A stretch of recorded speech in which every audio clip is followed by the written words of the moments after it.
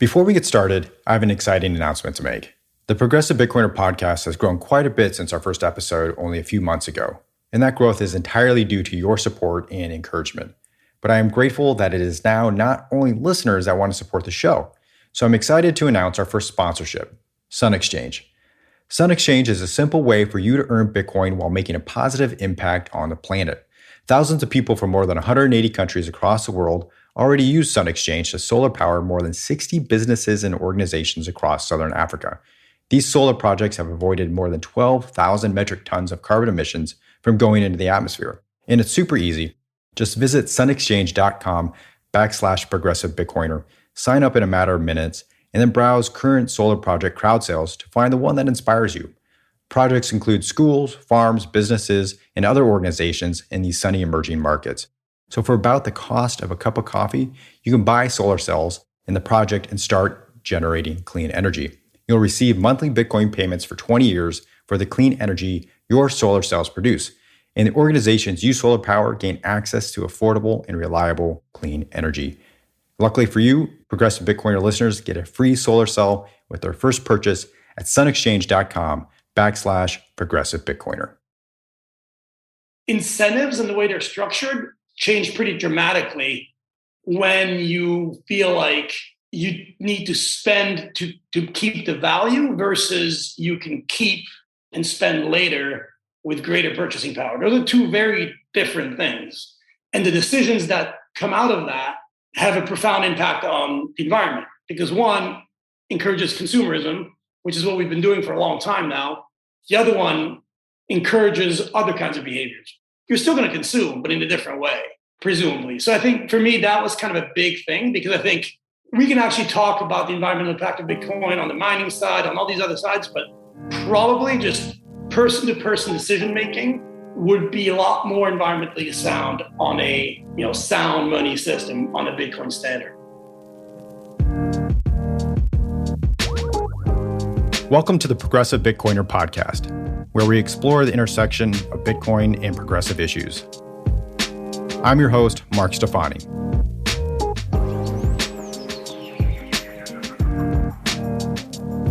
My guest today is Gilles Buck. Gilles' academic background is in environmental and biological studies, which led him to multiple international teaching positions. He's currently serving as secondary principal at the International School of Busan. Gilles' interest in Bitcoin led him to start the Bitcoin Nature Fund.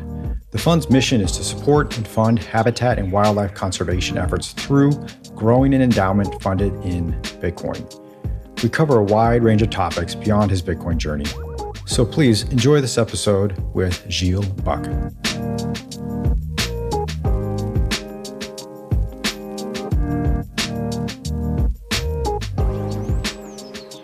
Gilles Buck, thank you so much for joining me on the Progressive Bitcoiner podcast. I'm so happy to have you. Thank you for having me. Excited to be here. It's great to have a chat. Absolutely. Well, this is your first podcast recording, so I'm excited about that because I don't have to come up with some novel questions for you. We get to explore everything fresh and new. And with that in mind, I think it would be helpful for our listeners just to have a better understanding of who you are, your background, and then eventually what brought you into Bitcoin. All right. So, in terms of my background, I guess it's in some ways ordinary, in some ways not. But really, my professional life currently is in education. I'm about to start a principalship in South Korea. But previous to the admin side, I was a biology teacher. And so if you sort of go backwards, during university, I studied biology, and my expectation was really to work in a lab. And I did that for a little bit, but eventually moved towards education. So really, it was a kind of a science and then education career. That's really my last 20 years of my life. I have a varied background. I'm half Swiss, half French, but I lived 10 years in the US in kind of my formative years, which is why I sound pretty American when I speak English. But I also lived a total of 11 years in my most recent 8 years in Peru, where a good chunk of my life is in a way, because I met my wife there, got my first dog there, who sadly has passed since. And, it's kind of a base and a home for us now. My son was born in Peru as well. But having said that, my life's international, and as I mentioned, I think I'm heading to Korea. Well, I am heading to Korea soon, and that's kind of my professional life, and that's what I do. I work in international schools, and I've moved around the world for many years. Bitcoin is a whole other journey. And part of it ties in with education and the way it's a sort of a subtle way in that I was always on the lookout for, sort of making smart investments, if you will, and what that meant is I was looking to put money somewhere because I knew I needed to build capital for my future, particularly for retirement, because I don't work inside of a school system where there's a pension. I don't have a government to stand back on because I've lived away from my homes. So that was always in the back of my mind. And so I've always been reading stuff, looking at things. And I discovered Bitcoin at one point, actually very early on, and did nothing with it because I thought, well, this thing is weird. I don't understand it. Let me ignore that. And then, of course, a few years later, like, oh, wow, that blew up. Let me find out more about that thing. And so I did buy Bitcoin at 190. It must have been 2015, maybe. Somebody out there is going to correct me, but around there, I think. But I didn't do my homework, frankly. So I didn't really understand what I was getting. And there's two proofs of that. One, I also bought some other stuff, which shows that I didn't really do my homework. And the other piece is I did nothing about thinking about security and, having your own keys and all that good stuff that, Bitcoiners talk about. And like, I guess a good number of people, I learned a lesson the hard way because one day I logged into this place where I thought I had my stuff and it was all gone. And so lesson learned. And then I decided, okay, maybe this Bitcoin stuff is not for me.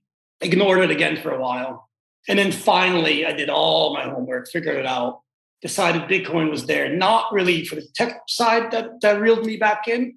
It was actually the economic side. So just the kind of the sound money aspect that appealed to me. And I also got over some of the other things because I also had hesitation about the energy use. And once I understood it better, then I decided, okay, you know what? It makes sense to me to jump back in because I went really like, oh, I hate this stuff. I got ripped off. Everyone's getting ripped off. It uses energy. I was really much in that camp, but then I kind of came back as I studied it and understood it better. So that's sort of my journey. What brought you back? Can you walk us through that process of the questions that you were asking yourself at the time, how you were able to overcome that frustration and probably a little bit of shame in losing your Bitcoin?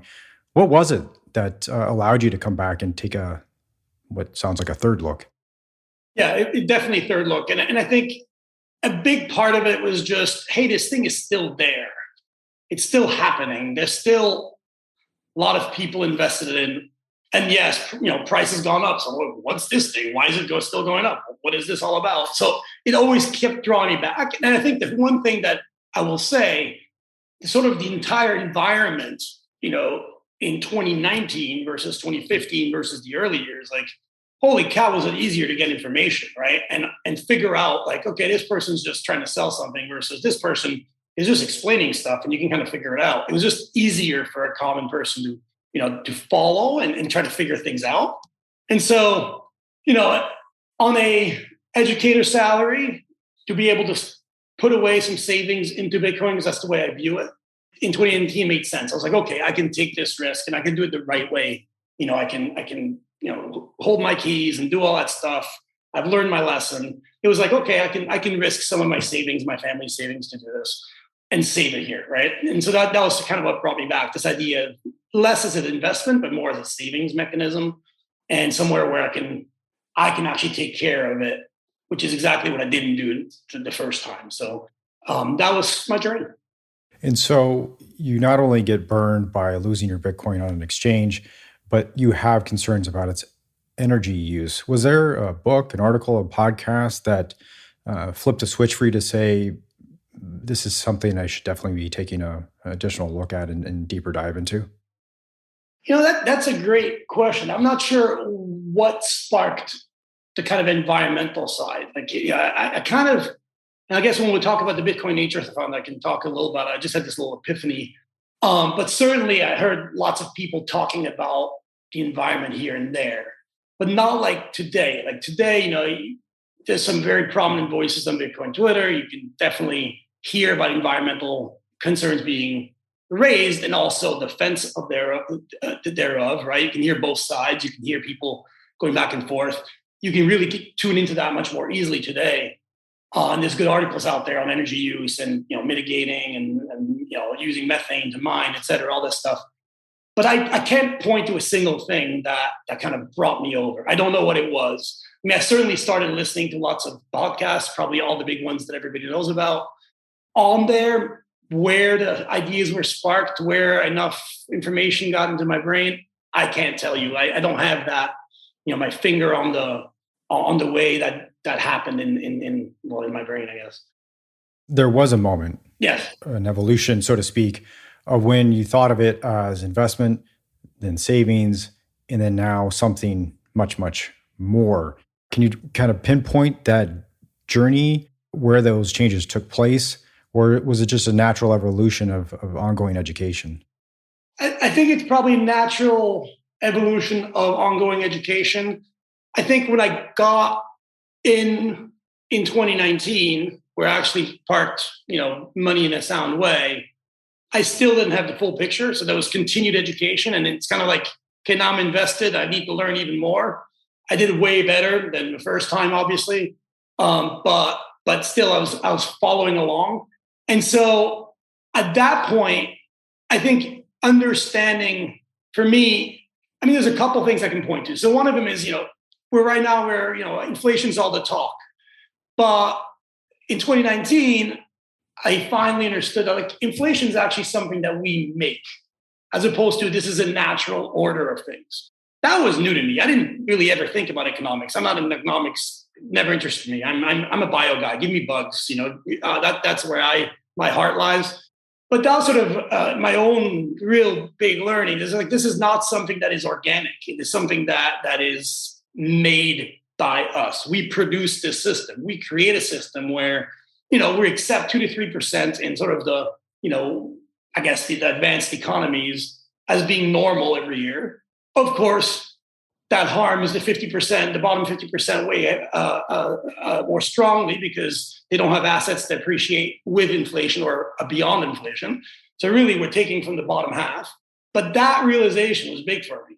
And so that kind of pushed me towards, okay, maybe this sound money thing makes a lot more sense than I was already thinking about. And so that kind of pushed me in that direction as well. So that was one of them. On more the environmental side, it was sort of the continuation of that. If you continue down that direction, you realize that, incentives and the way they're structured change pretty dramatically when you feel like you need to spend to keep the value versus you can keep and spend later with greater purchasing power. Those are two very different things. And the decisions that come out of that have a profound impact on the environment because one encourages consumerism, which is what we've been doing for a long time now. The other one encourages other kinds of behaviors. You're still going to consume, but in a different way, presumably. So I think for me, that was kind of a big thing because I think we can actually talk about the environmental impact of Bitcoin on the mining side, on all these other sides, but probably just person-to-person decision-making would be a lot more environmentally sound on a sound money system on a Bitcoin standard. That would be my hypothesis. Now, all these things are hypotheses. We don't know what will happen in the next 10, 20, 30, 40 years. But shouldn't we try something else? Because I think a lot of the things we've been trying haven't worked particularly well.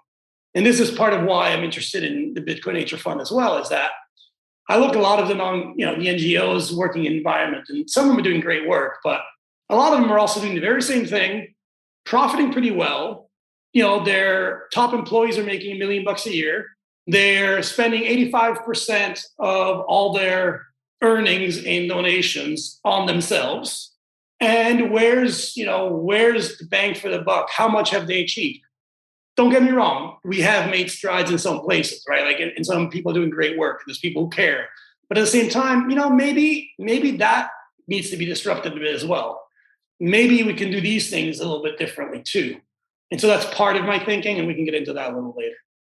Yeah, we most definitely should as it relates to the Bitcoin Nature Fund, because I think that is a very specific topic as it relates to Bitcoin and donations, and something that Gladstein has touched on, as it relates to poverty in say, Africa. majority, 90+% of those donations are going straight into the coffers of the government and barely ever make it into the people's hands. So yes, let's get there soon. But I actually want to deviate here a little bit. Given your biology background, I'm curious to know if you've read books or other content that is unrelated to Bitcoin, but still somehow ties back in. And what I'm getting at, and what I personally can speak to, is some of the books on complex systems, such as Jeffrey West's Scale book. After reading some of those, to me, it seemed much more of a natural biological state, that being distributed, decentralized systems. And yet humans have this tendency to centralize everything. And there's this, again, creative destruction where things centralize, we destroy it. Recentralizes, we destroy it. Getting back to my question, are there books that you've come across that read where you're like, hey, this relates a lot to Bitcoin, even though it's not directly about it?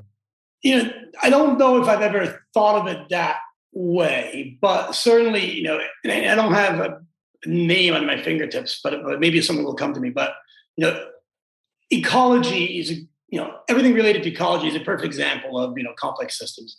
You can also, on the other side, the molecular side, and certainly the inside of a cell is incredibly a complex system as well.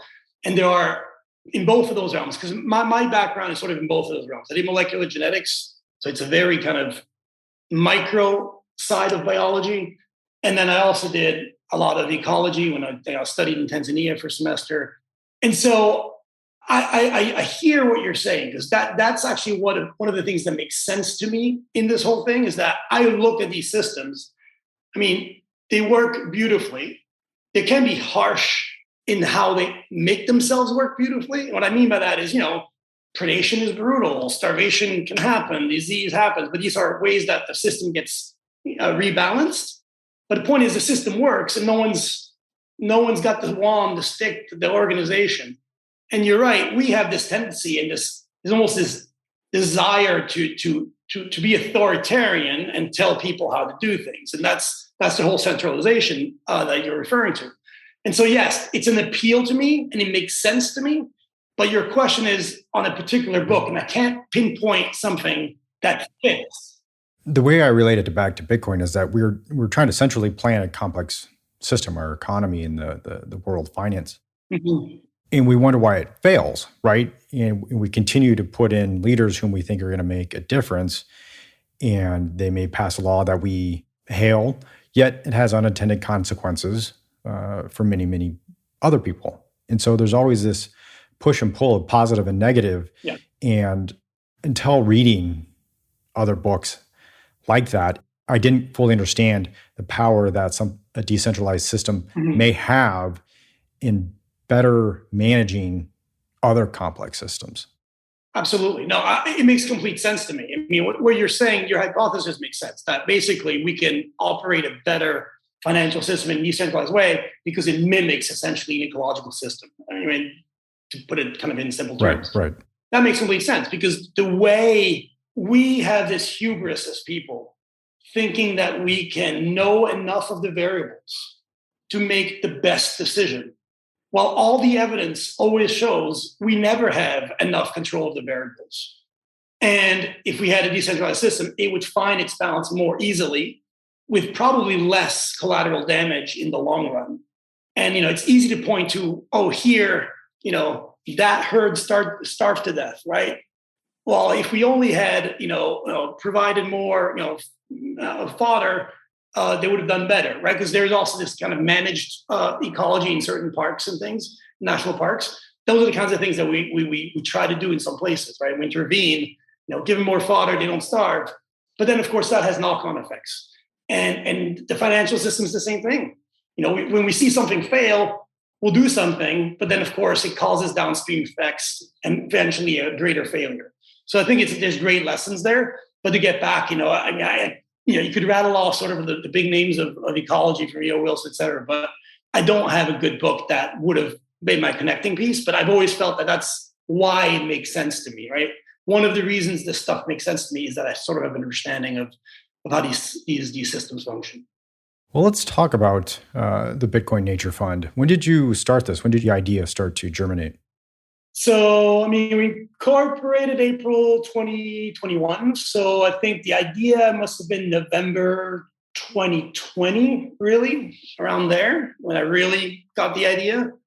And there was sort of a couple different things. It's like if Bitcoin is what many of us think it is, then wouldn't it be great to have a little bit of that network kind of work purely for conservation work, right? Like to be sort of dedicated to that. So if we could raise funds and start kind of operating in a kind of a Bitcoin native way and kind of do two things, right?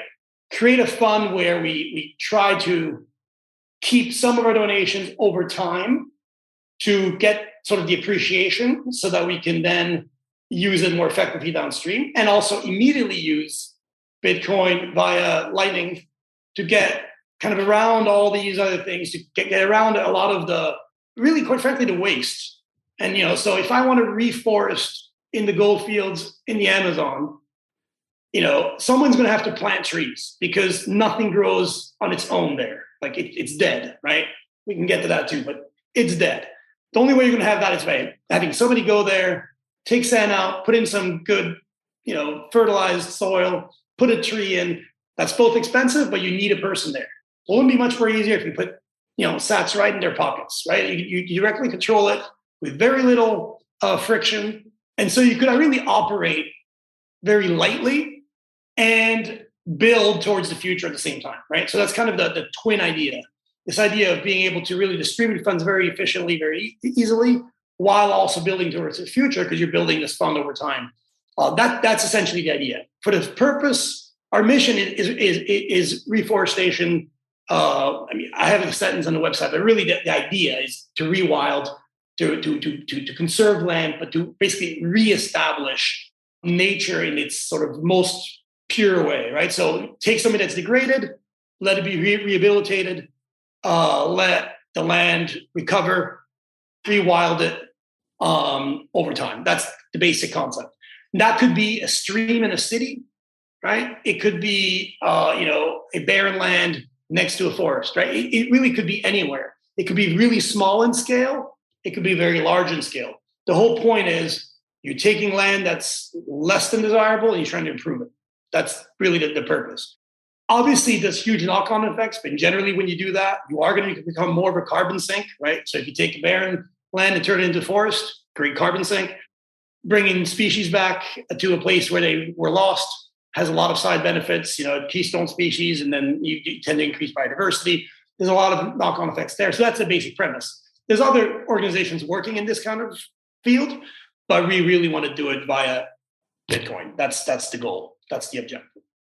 So you get introduced to Bitcoin many years ago. You see it as savings, you see it as an investment, then you see it as savings, and then you see it as something that might have an environmental impact. Mm-hmm. And then nearly 2 years ago, you want to start the Bitcoin Nature Fund. Yeah. Why were you compelled to form this? Well, that's a good question. I mean, I think, I'm 47. I have a Sunday 9-year-old son. We're a happy family. I've got a good career. I am on a sabbatical, so I have a year off. So part of that was, I started looking ahead. I was like, what do I want to do with this upcoming year? And so part of it was like, I can put some time into this project. So that was part of it. It was a good time to think of something new. And so that's part of it. Did I go back and forth? Do I want to bother? Do I want to put the energy in? Yes, I did. But also, it sort of was a piece that was missing. I didn't have that other outlet, right? I'd never built something of my own. I've worked for other people. I worked in companies, so kind of building something else made sense. And then for me, the idea of giving back to something that's been dear to my heart for forever. I've been, I was the kid running around in Switzerland, trying to grab trout with my bare hands in the streams. I was always kind of the nature kid. It was never a doubt that I was going to study biology in university. This was my area. I studied environmental studies as well. And so the idea of going towards a nonprofit that's dedicated to conservation of nature was very logical. The question really was just, do I want to start something or not? Because, I've been supporting different organizations over the years. So that was definitely a big part of it. I will say that there have been some frustrations with the way certain nonprofits, not even the Bitcoin part, but that's also a frustration. But just the way, I think politicization is part of it, where to me, it's just sort of, in some ways it's a bit dumb because everything's political in some ways, but to me, we should try or aim for nature conservation to be as apolitical as possible. And I think sometimes we lose sight of it in very silly ways, and because there's very different approaches that can work. So I'll give you one very plain example. There'll be whole groups of environmentalists. This is a caricature and definitely a generalization. But, urban environmentalists will be, for example, very anti-hunting in some cases, right? Particularly trophy hunting. I'm no fan of trophy hunting myself. But sometimes we talk about rural hunters as non-environmentalists. And, it's such a silly split. It's a difference of certain actions, but ultimately there's way more in common there. These groups of people can totally work together for a common aim towards nature conservation, right? Both depend on, in different ways, on a good natural environment. But we create these artificial fences, and then we talk over each other, and there's all kinds of crap happening. So part of that gets fueled, though, and that I find very frustrating. And so part of it, I was like, what if we can create more of kind of a neutral voice for just hey, we just do good work, and that's it. And then we do so with the least amount of friction as possible. One of the other frustrations I had is I was been visiting my parents, and they live in the US. And because they donate to different organizations commonly, this, stacks of ads from NGOs coming in every month, just even though they explicitly say we don't want anything in paper. Every month, tons of things come in, unnecessary waste, just completely unnecessary for people who say their mission is not to, right? But it works because it helps the bottom line ultimately, right? So we do it anyway. And I say, how about no? How about we do it a different way, clean, start fresh? So in this tiny organization that I started, right now it's all volunteer.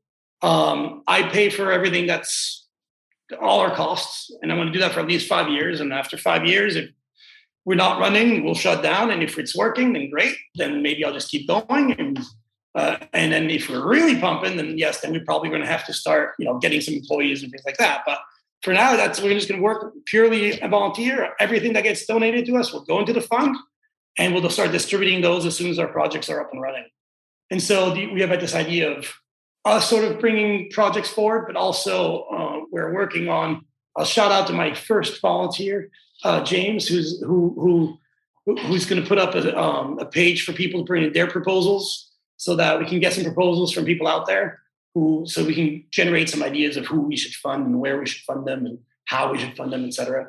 But that's another thing coming up. So really, it's about being Bitcoin native, being as fluid, as quick, as adaptable as possible, and really dedicated to one thing and one thing only. We want to rebuild things from the environmental side. So, there's a stream, let's rehabilitate it. There's a, degraded forest, let's try to help that forest regrow.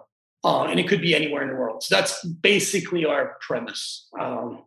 And, a lot of that, of course, is partnerships. So that's, we are looking for partnerships with other organizations. We're looking to get support.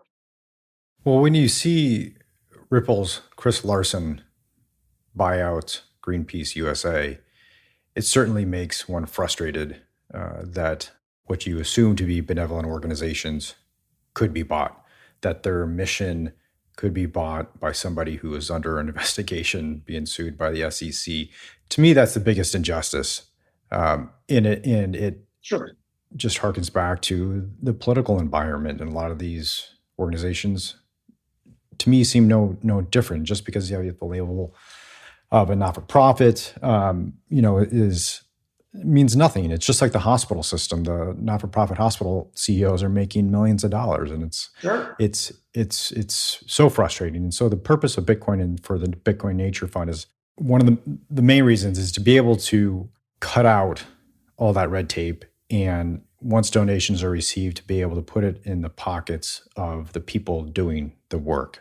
And so Precisely. the hope then is that you're less dependent upon paying for all of the BS overhead that in turn a lot of these organizations probably need to go get donations from, need to go to the Chris Larsons for to get paid. Is that accurate in your mind?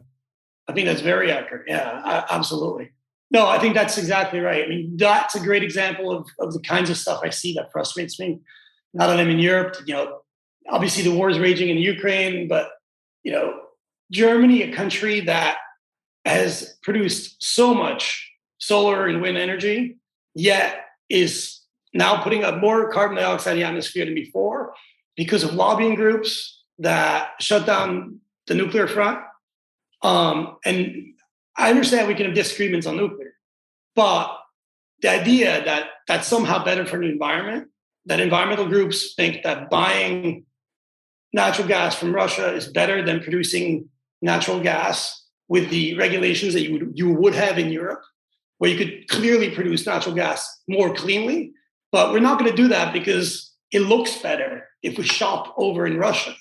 And now we see even further downstream effects. The net impact on CO2 in the atmosphere was it went up, even though supposed green groups, were lobbying for it. And then the extra knock-on effect of having a nice war in Europe now. So this kind of stuff is all over the place. Does the fund have a first project in sight? Yeah, so that's a great question. The one that I have in sight that I'm working on right now, I have a former student of mine who's working in Puerto Maldonado area, which is the Peruvian Amazon, quite close to where the gold fields are that I wrote about in the Bitcoin magazine article. And so I'm in touch with her, and what we're working on is what I'd like to do, and what we're working on is trying to get basically a piece of the gold fields. So it's a land that's been degraded. And then there's a local NGO there that works, I think, with it's a university in, let's say, Georgia, maybe Georgia Tech. I'm not sure which university, but the NGO is called Ciencia. And they actually were trialing basically reforestation on those lands. So they did experimentation with which species take, what kinds of materials you need to provide to make them grow, because we're talking about severely degraded land, right? I mean, they're basically sand pits with heavy metals when this is done. You go from Amazon tropical primary forest to nothing. I mean, it's pure devastation. And so they did experiments to try to figure out what would work. And they work with another NGO that provides the saplings. And so in a sense, the infrastructure is there because, if we can get the land part sorted out, then we can tap the knowledge from Ciencia and the saplings from the other organization. And then it's just a matter of organizing, workers to get out there to start planning, because the know-how is there. Now, that's the challenge with reforestation in those kinds of lands, and which is why I think it's an interesting project, is that it's not going to happen organically, right? Normally, these kind of things just happen. I mean, trees grow back, right? But not in this environment. It's too degraded. And so you need to put humans on foot into these areas to actually plant these trees. And so there's cost because people need to be paid and saplings need to be bought. You don't get to just depend on this person. But the idea is that once these trees grow for a number of years, then organic matter from the leaves will start improving the fertility of the soil. And over time, you'll start getting more of an organic growth coming. So that's the premise. So that's one I'm working on. We're looking for other projects. Probably we're particularly interested in more bite-sized projects, I would say, because if we could have something early to show people, that would be useful. Because I know that right now, if you look at our website, it's still quite rudimentary and it's kind of like looking into the void. And we want to be able to put up what we're working on, what we're doing. So that one sort of, it's going, but it's going to take some time to get all the details hammered out and get the work done and going. So we're looking to do that and hopefully get at least a few small projects going. So something really small, targeted, where we can get some proof of the pudding quickly, so people can see the kinds of things that we're interested in doing to hopefully get the ball rolling and get some more traction, because that's really the goal. How much would you need to raise to do a small micro project versus something like the replanting the the sand lots? Yeah. So, I mean, micro projects, I mean, it could be tiny, right? Like, I mean, if we're talking about a section of, an urban area that's, let's say, a 10 meter by 10 meter area, right? Like, you could have a 10-meter plot somewhere in a city that's just kind of an empty parking, well, not parking lot because it would be property, but if it's something you have access to, there's some degree of land there. You could rebuild. You could have that become a little biodiversity hotspot, right? That you don't need that much. Now, we're assuming that you have the rights to do the work, and that depends on the country. So it could be anything in terms of cost, right? Because sometimes you'll be allowed to or not. But like, let's say you just need to go and do the work. That's not that expensive. I mean, you could probably have $500 in most places in the world. You can do a lot with because you can do all kinds of things to encourage biodiversity.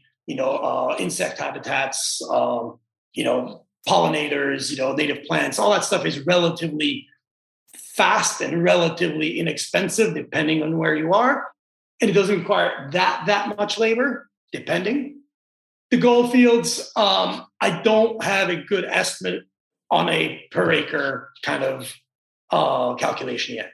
I'd like to get there, but that's kind of one of my early to-dos. I'm guessing it's going to be 10 grand-ish, something like that, easily.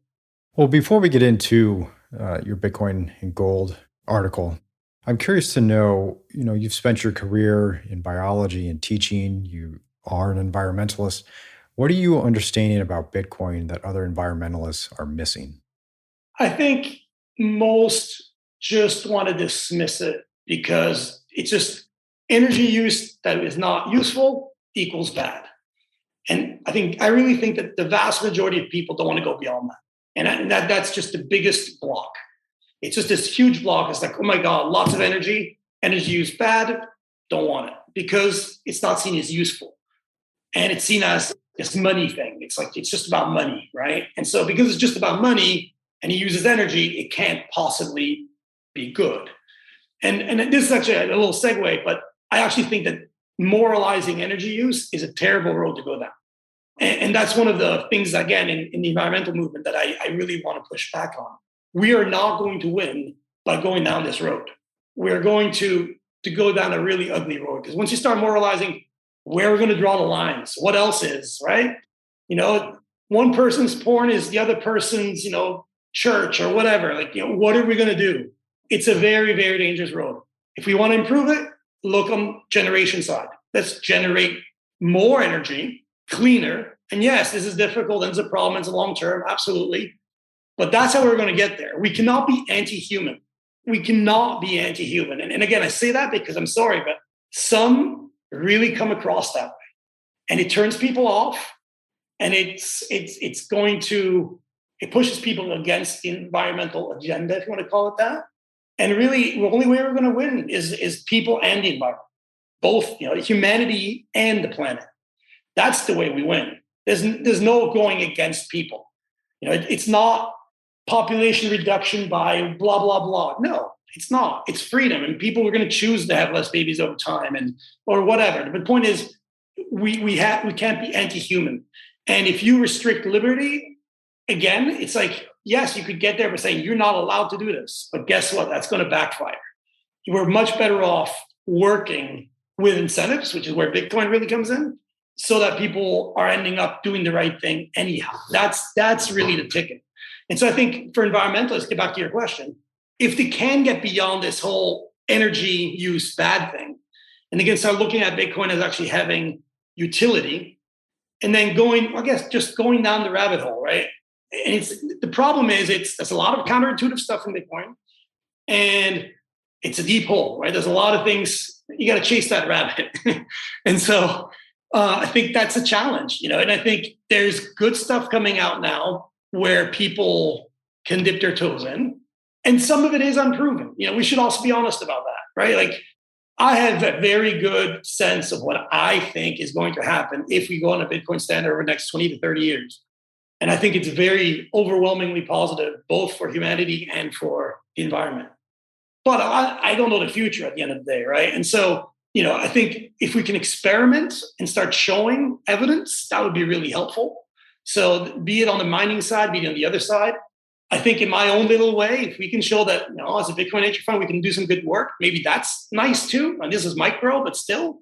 But the point is, showing that, it's not a bunch of people who just want to get rich, or poor, as these last couple of days have shown, Right. but sat rich because it doesn't matter, right? But the point is, it's not that. There's a lot more. There's people who care deeply about all kinds of things.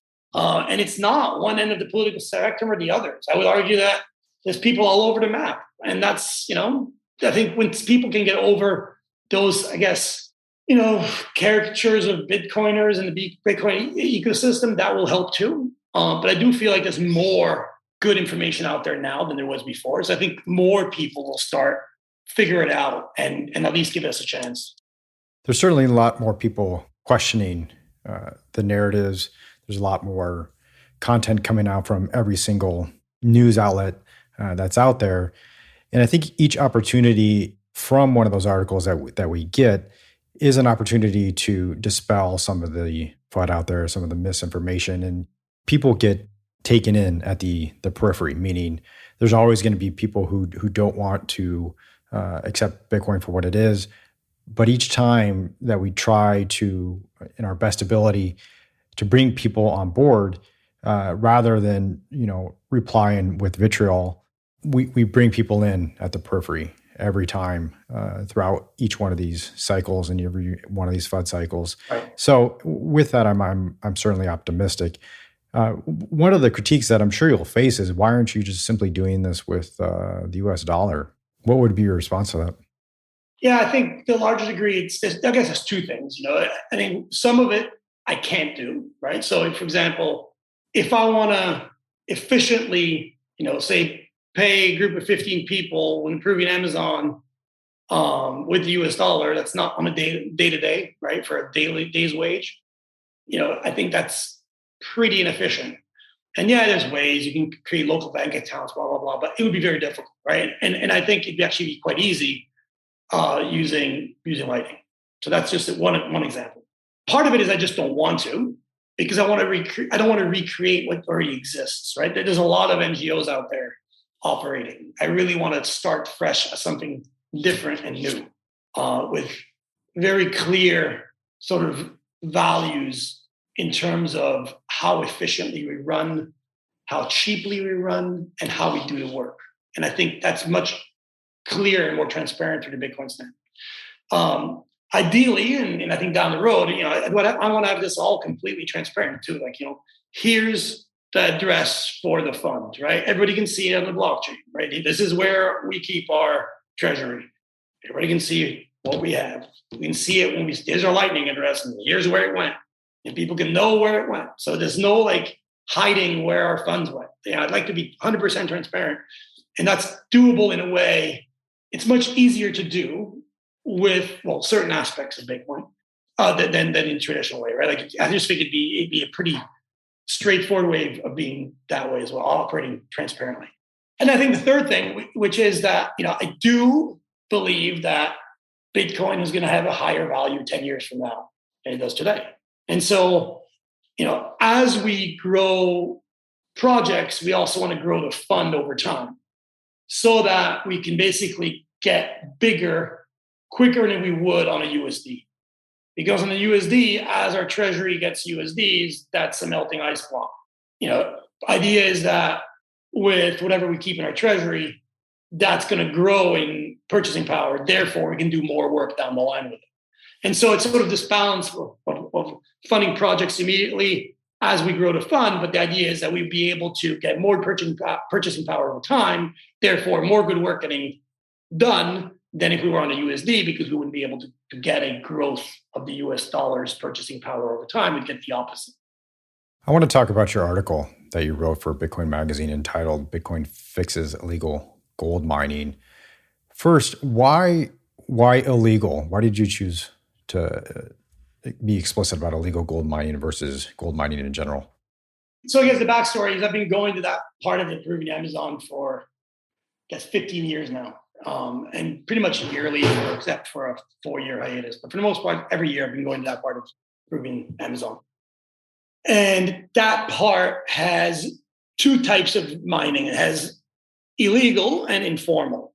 And they're a little bit distinct in that informal is not illegal, but it's informal in the sense that it's not a corporation doing it. And really, it's about where it's being done. So in some places it's illegal, in some places it's informal because there is some allowance by the government to do gold mining, but only in certain ways. So that's kind of the short answer of what that is. So part of it is just because it's happening in that part of the Peruvian Amazon, and there isn't any kind of big corporate mining. In Peru, that kind of mining happens mostly in the Andes for gold, while in the Amazon, it's primarily this one. But the other thing is, this kind of mining is much more responsive to price in that, it's much quicker. There's no environmental permitting. There's no studies ahead of time. There's not these huge infrastructure build-outs. So it's really more people show up. And yes, there's also, machinery brought, et cetera, but more of that shows up or less of that shows up, right? And so the price of gold was at 2010 that it went up quite a bit, 2008 maybe. But whenever it spiked, that caused a huge spike in gold mining in the Peruvian Amazon. And by the way, the same thing's happening in Guiana's, in that part of the Amazon as well. So this is not just Peru. There's other places that this kind of gold mining occurs. And it's basically very responsive to price. So then I naturally started thinking, well, if it's very responsive to price as it goes up, it should also be very responsive to price as the price goes down. Because it basically becomes less, the margins are pretty thin, I think. And so it becomes not economical to do unless people are going to be interested, especially as the labor prices go down. By the way, these are syndicates primarily running them. The people doing it, by and large, are day laborers. They're getting a decent wage compared to other things they could do. I don't blame people trying to make a living, but the syndicates behind it are quite ugly. But the point is, and yes, it's a big stretch. The point is, if Bitcoin is able to strip the monetary value of gold, I think long term that should happen.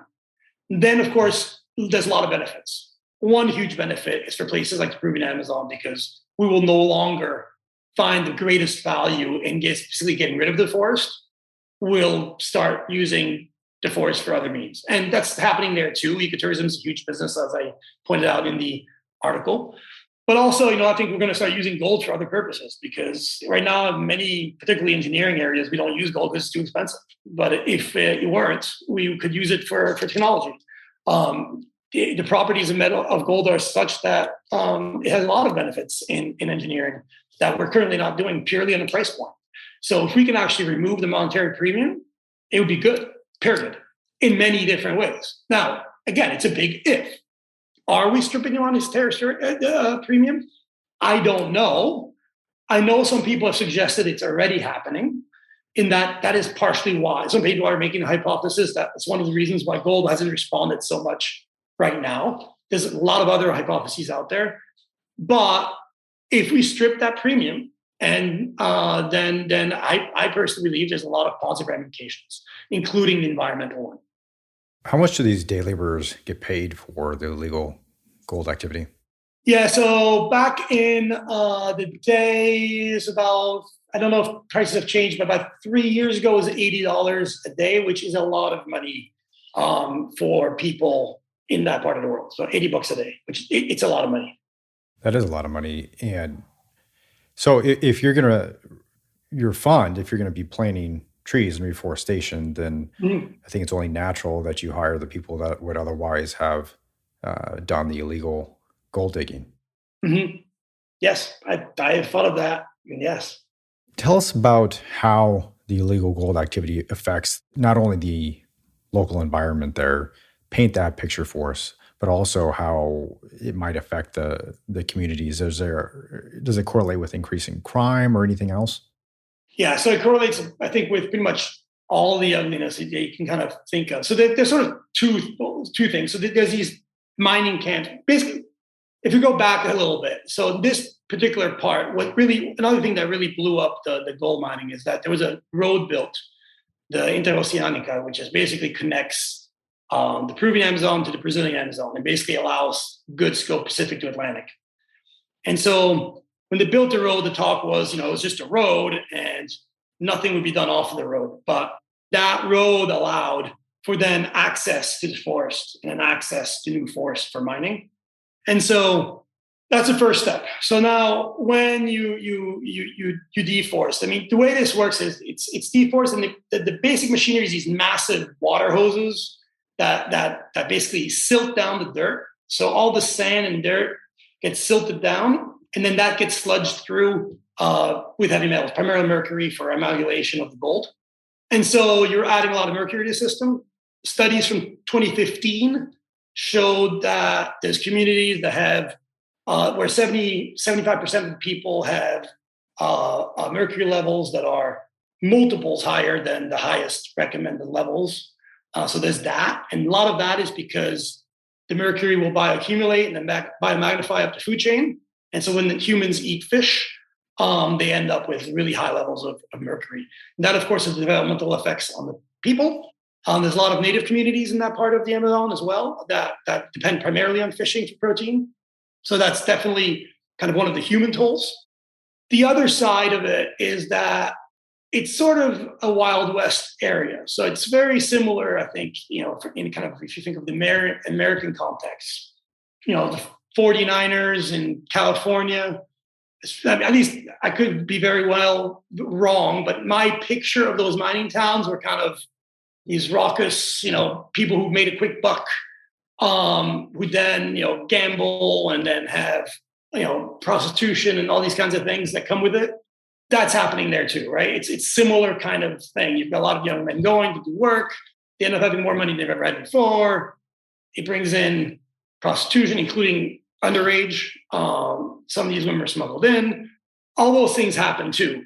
There's different criminal syndicates that fight each other at times. I was talking to a ranger about 5 years ago at the fork of the Malinowski and the Rio Tambopata. And really, these are I wrote this in the piece. It's the fork in the road, because basically, if you go up the Malinowski, you end up near these gold fields. While if you go up the other way, it's really kind of gets super pristine because you're between a national park and a national reserve. But most of the years when I talked to the rangers there, they just kind of run through the mill and didn't share that much. But that one year, this guy just had it, and he had it. And he just, he's just let it go. He's like, I'm tired of this. I watched them come by. They wave guns at us. We can't do anything. They're on their boat. Meanwhile, I have to fish bodies out of the river from time to time. And I don't get any support from anyone. We don't have guns. We don't have military. We don't have police. And he was just frustrated and just let it out. And so that moment taught me a lot. And I think I hold on to that a lot. Here was this man who would, makes not $80 a day as a park ranger for Peruvian government, does so because he cares. And it's something that he values living there and being there. You talk to a man like that, and it really makes you appreciate the scale of the problem in a lot of ways. There's been some really good articles written. I linked one in my article. It's a New York Times piece, and it goes really into the human side and the human trafficking that's connected to this, and sort of the challenges of regulating and controlling these kinds of areas. It's sort of there's this environmental misery that links to human misery. At the same time, we also can't lose sight of that there are some people just going in there, doing some work, getting paid. They're not interested in destroying the forest, they're interested in getting the $80.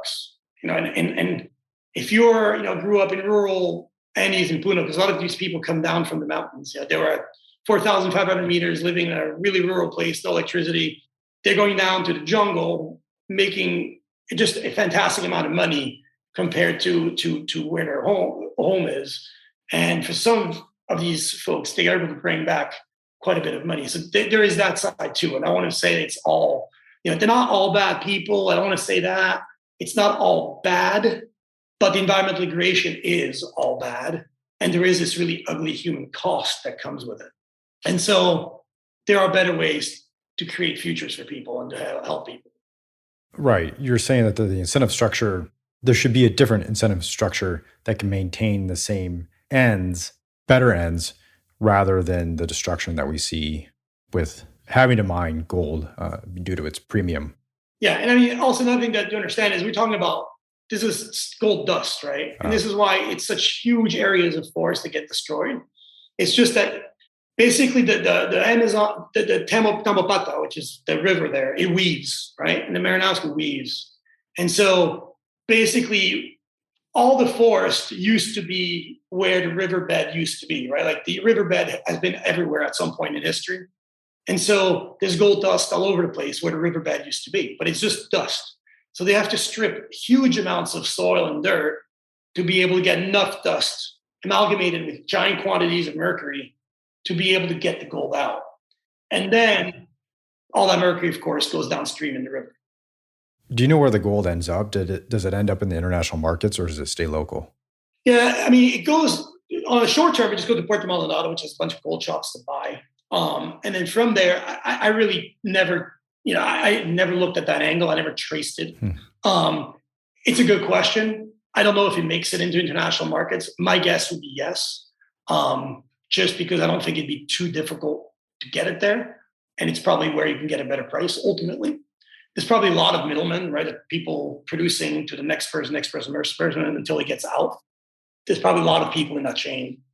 Well, I've taken a look at the pictures that you linked to via the coordinates, and it is obviously devastating to the environment. You see this patchwork of brown with lush green, just giant swaths of destroyed land. Both sad, as you said, on a human and environmental level. Do you have any additional thoughts that you would like to share with us at this time, based either with regard to your Bitcoin Nature Fund or your gold article?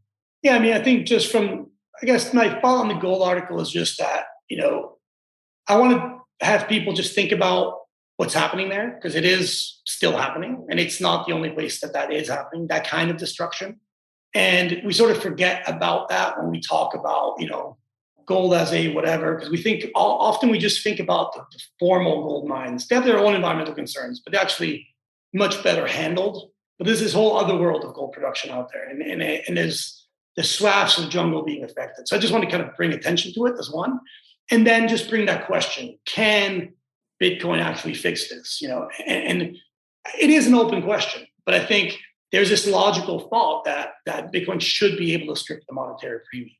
And so if you can, then that would definitely be one of the wins. And on Bitcoin Nature Fund, and just, being able to directly help that problem for me appeals as well. Like the idea of being able to regenerate the very forest that gold destroyed. Bitcoin literally rebuilds the forest over, however 50 years will take, because this is going to be some serious low time preference stuff to get it back in, really good shape. Bitcoin reforest that very land that gold stripped is appealing to me. I love that idea. And that's one of the reasons I want to really pursue that particular project. Well, there's something incredibly magical to know that you can send sats to somebody across the world, that I could send sats via the Lightning Network to a Peruvian worker planting trees via your project, rather than having to go through the rigmarole of the US dollar and some other nonprofit organization. It's the same satisfaction that you get when you can help somebody out on the streets. That personal touch, it almost feels that close to me rather than more nebulous. And so it's a very exciting in that sense to know that you have that ability to do it.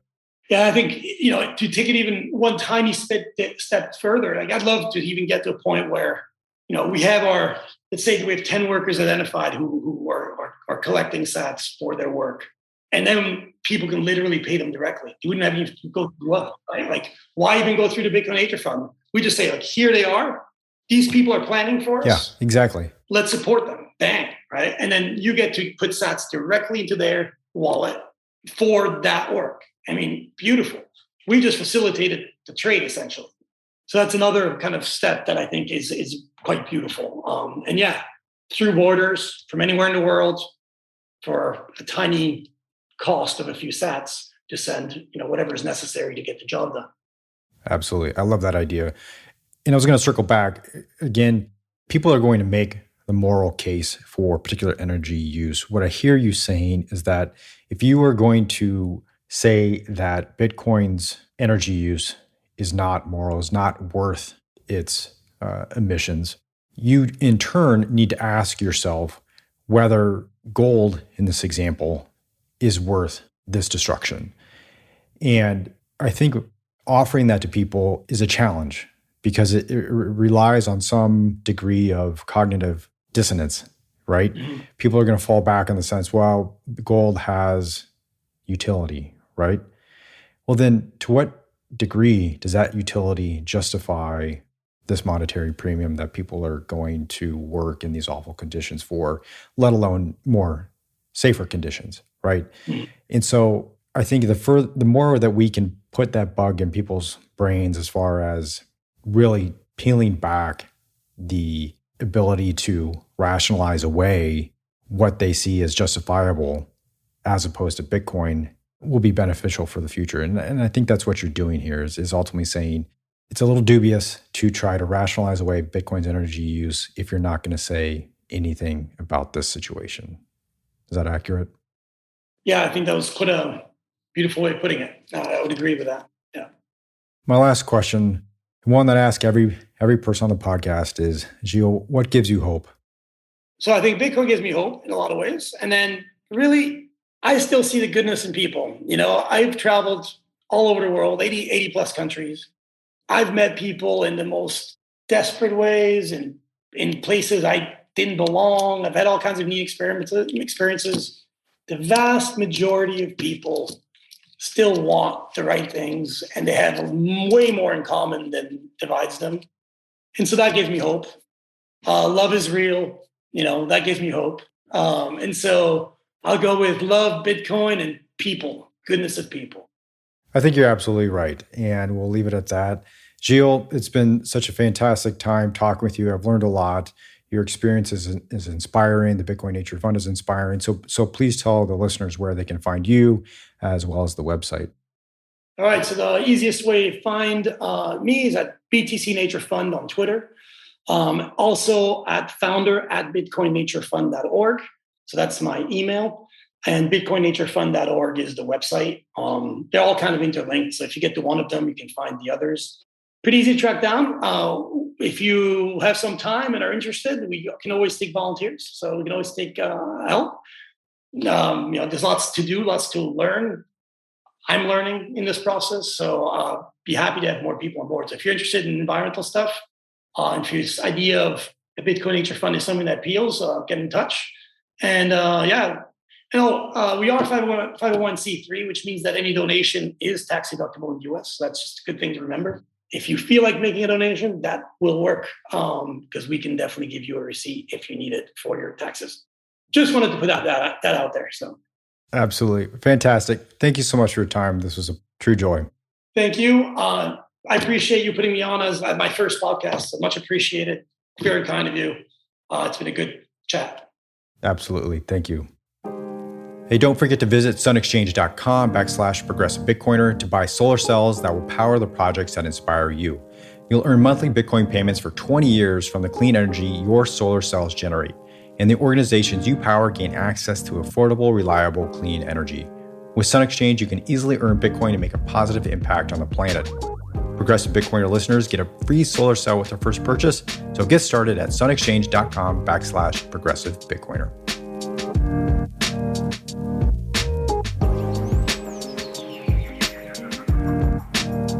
Thank you so much for tuning in to the Progressive Bitcoiner. If you enjoyed the show, head on over to Apple Podcasts and please leave a review. And don't forget, we have a website, theprogressivebitcoiner.com, where we have a lot of great content on Bitcoin and progressive issues. Thanks again for tuning in.